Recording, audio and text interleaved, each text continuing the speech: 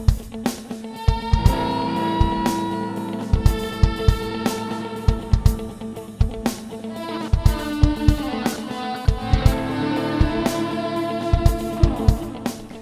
¿qué tal están? Bienvenidos a nuestro tiempo de entrevista. Hoy vamos a hablar del coronavirus, de lo que todo el mundo habla, pero desde otro punto de vista. Vamos a querer poner el foco en esta ocasión en las consecuencias que está teniendo para nosotros mismos, no desde el punto de vista de salud, de estar infectados o no, sino desde el punto de vista psicológico. Para ello nos acompaña en plató Rocío Ranz, psicóloga. Gracias por acompañarnos. Hola, buenos días. Bueno, la primera pregunta, ¿nos vamos a morir todos? No, no nos vamos a morir todos. Lo que pasa es que estamos haciendo una interpretación catastrófica ya de la información que nos está llegando.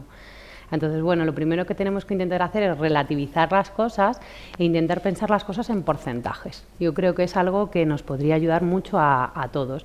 Es lógico que nos sintamos asustados o preocupados por algo nuevo que nos está llegando, que hemos visto cómo se va acercando poco a poco a nosotros, que vemos que cada vez está más cerca, ¿no? De hecho, ya tenemos casos en nuestra ciudad y en nuestra provincia y es normal que sintamos esa situación, pero tenemos que aprender a relativizar las cosas. El hecho de que se diga que tiene un bajo nivel de mortandad, que no es grave en personas que no tengan un tipo de enfermedades ya adquiridas, no hace precisamente que nos relajemos, es decir, existe como una especie de psicosis generalizada. Pero yo creo que existe una especie de psicosis generalizada porque la información, yo creo que según se está dando, primero se está poniendo el punto lo más peligroso y luego se da el resto de la información. Si yo le estoy contando algo, algo a una persona que le preocupa y primero le doy la información más peligrosa, lo que va a hacer mi cerebro es que se va a poner en una situación de alarma.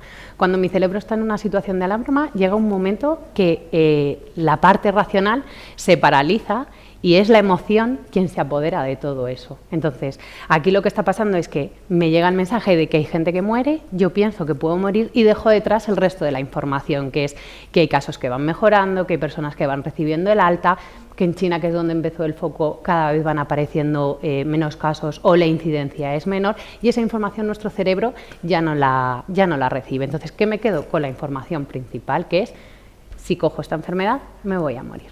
¿Reaccionamos así de manera sin darnos cuenta ante cualquier tipo de situación nueva de este carácter? El miedo es una emoción que tenemos y que en muchas situaciones nos salva. Es decir, que yo tenga miedo hace que cuando veo un camión no me tire a la carretera, ¿no? Pero el miedo hay que saber gestionarlo. Es cierto que hay determinadas personas en la población que tienen unos rasgos de personalidad que hacen que sean más susceptibles a este tipo de problemas, pero es algo que está ahí. Entonces, yo sí que creo que es muy importante el cómo accedemos a esa información y cómo la racionalizamos de alguna manera. Vamos a hacer autocrítica, nosotros mismos, los propios medios de comunicación. ¿Qué papel estamos jugando medios de comunicación y redes sociales en una sociedad en la que todo el mundo a golpe de clic puede escribir lo que quiera y absolutamente todo, desde el punto de vista de medios de comunicación y desde el punto de vista de personas en sus casas, todo parece que es verdad, todo parece que no está bajo esa lupa de estar contrastado? Exacto. Yo creo que es muy importante que veamos primero de dónde estamos sacando esa información, ¿no? Y para eso, bueno, hay unos recursos y hay unas personas que están especializadas en todo esto que nos tienen que decir el número de casos que hay, qué es lo que está pasando, cuál es la evolución, pero no lo que dice la vecina fulanita de no sé dónde que he visto en una red social tiene por qué ser real, ¿no? Eso creo que es algo muy importante. Tener claro pues lo que nos están explicando, es decir, cuáles son las medidas de prevención. No podemos controlar ni podemos hacer más de lo que se está haciendo, ¿no? Fuera de esa higiene, de ese lavado y de ser un poco conscientes igual de si estamos cerca de una persona que haya tenido un riesgo por algún motivo o no. Entonces, yo el otro día lo pensaba, ¿no? Tú de repente vas a un centro de salud porque tienes que ir a una revisión, no le tienes que poner una vacuna a un niño y de repente ves a alguien con una mascarilla. Eso automáticamente es un estímulo disparador que hace que las personas sientan un miedo instantáneo y puede que esa persona lleve una mascarilla porque viene de un tratamiento oncológico. Entonces, si empezamos a utilizar determinados mecanismos de prevención cuando no son necesarios, lo único que estamos haciendo es ayudar a que aumente el pánico. Entonces, en ese tipo de cosas sí que tenemos que intentar tener un poco de cuidado, es decir, yo tengo que utilizar una mascarilla si soy una persona de riesgo, si me lo han recomendado, pero no es necesario que ahora mismo todas las personas vayan con unas mascarillas o con unos guantes o unas gafas, ¿no?, que escuchaba el otro día. Evidentemente es un virus, pero no nos podemos proteger contra todo. ¿Esto nos produce miedo? Lógicamente. ¿Cómo gestionamos ese miedo? Que es la gran pregunta. ¿Qué hacemos cuando aumenta nuestro ritmo cardíaco, nuestra cabeza, de repente al ver esa mascarilla pega un clic? Lo primero que tenemos que hacer es intentar racionalizar esa información, es decir, voy a utilizar mi respiración para controlar las respuestas, porque para que os hagáis una idea, yo en mi cerebro le he dado al botoncito del pánico y hay determinadas sustancias en mi organismo que de repente están funcionando y que van a estar un tiempo, no van a desaparecer.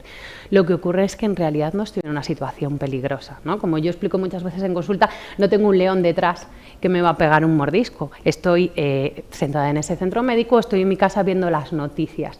Entonces, primero, si yo veo que tengo una respuesta fisiológica muy alta, lo primero que tengo que intentar hacer es, a través de la respiración, incluso bebiendo agua, intentar bajar un poco esa respuesta y luego darme cuenta de qué es lo que está pasando realmente, no de qué pensamiento se ha pasado por mi cabeza. Es decir, yo en mi cabeza puedo transformar esos pensamientos. La información que mi cabeza está recibiendo es real, ¿vale? Estoy viendo a una persona con una mascarilla. Que veo a una persona con una mascarilla quiere decir que está infectada por un coronavirus. Que estoy infectado por ese coronavirus quiere decir que me lo va a pegar o me lo va a transmitir. Que me lo pegue o me lo transmite quiere decir que voy a terminar muerto. No, es decir, estamos haciendo una interpretación yéndonos a lo peor. También puedo pensar, bueno, esta persona lleva una mascarilla por otro proceso, o puedo pensar, bueno, me puedo contagiar. Es decir, es una realidad. Todos podemos llegar a coger este virus, pero eso no quiere decir que me vaya a morir.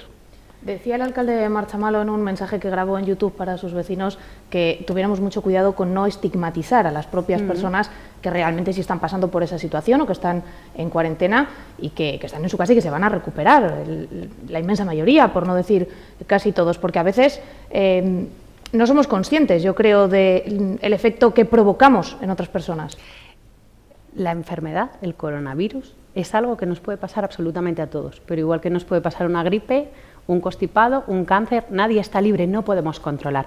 Yo creo que uno de los problemas principales que tenemos en la sociedad hoy en día es que pensamos que todo tiene que estar bajo nuestras manos, que todo lo podemos controlar y que si yo hago las cosas bien no me va a pasar. Eso es una idea errónea, es una idea distorsionada, que no sirve para nada y que lo único que sí que muchas veces nos genera es mucha angustia, mucha necesidad de control, y esto sí que es el precipitante de muchos otros problemas a nivel emocional. ¿Hay personas más psicológicamente inestables, por así decirlo, que ante estas situaciones lo pueden estar pasando muy mal? Hay personas que tienen más predisposición a esto. ¿Por qué? Pues porque tenemos unas maneras de ser, porque a veces tenemos unos rasgos de personalidad que nos disponen a ello. Por ejemplo, nos podemos encontrar con personas con un diagnóstico de hipocondria. La persona que tiene una hipocondria es que tiene una tendencia a pensar que está sufriendo una enfermedad.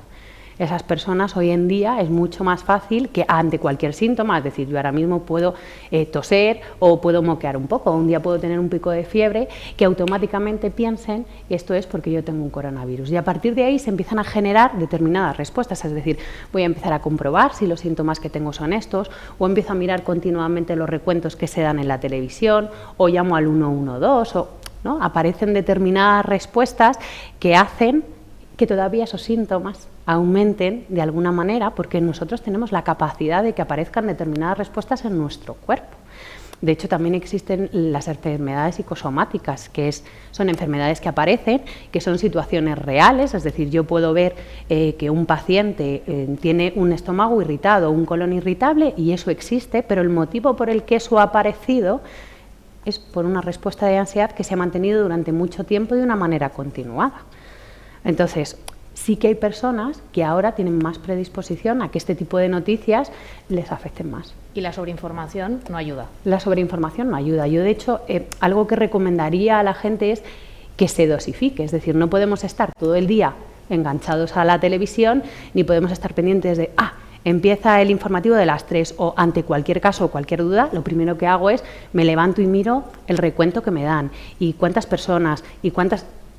Eso no es una conducta que nos va a ayudar, es decir, que haya 12 casos o que haya 20 casos, a priori no va a cambiar mucho mi día a día. Es decir, lo que yo tengo que hacer es estar dentro de esa rutina, y sobre todo si no soy una persona que esté en una situación de riesgo. Entonces, tengo que darme cuenta de qué información me está haciendo daño. Nosotros lo que tenemos que intentar hacer es, dentro de lo posible, llevar una vida de la manera más cotidiana y rutinaria como nosotros necesitemos, sin limitar nuestra vida, porque al final va a llegar un momento que si no nos quedaríamos recluidos en casa, ¿no? Es como hay pacientes no por el coronavirus, ¿no?, pero que tienen otro tipo de trastornos, que al final sienten miedo, y cuando van pasando por la calle y por un día he tenido un ataque de ansiedad mientras que cenaba, entonces no vuelvo a salir a cenar nunca, no vaya a ser que me dé un ataque de ansiedad, ¿no? Un día conduciendo me dio, no vuelvo a salir, y al final hay personas que terminan con un trastorno de agorafobia, que se llama, dentro de su casa y que no salen. Es muy importante que no entremos en ese contagio real del miedo, porque el miedo sí que se contagia. Y esto es algo en lo que tenemos que ser conscientes, es decir, el virus se contagia, pero el miedo también. Entonces yo creo que muchas veces nos estamos olvidando de ese miedo y de esa otra pandemia que estamos generando y en la que todos de alguna manera estamos participando. Como aquí en esta casa lo que queremos es informar y dar consejos útiles que nos valgan para el día a día, 2 pautas o 3 pautas básicas que tenemos que hacer cuando tengamos un pequeño ataque de ansiedad o cuando veamos que estamos perdiendo la noción de la realidad y nos estamos dejando llevar por la vorágine en la que a veces los propios medios de comunicación metemos a la sociedad. Lo primero, respirar. Yo siempre digo que respirar creo que es de las cosas más útiles sin un efecto secundario como nos puede pasar a veces con la medicación. Entonces, respirar, darnos cuenta de qué es lo que está pasando.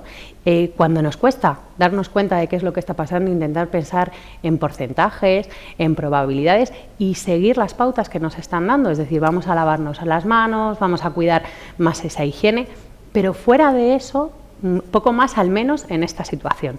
Si luego sí que estas personas ven que ese tipo de respuestas se siguen manteniendo, a veces es bueno ver si necesitamos la ayuda de un profesional para que nos ayude a regular todo esto.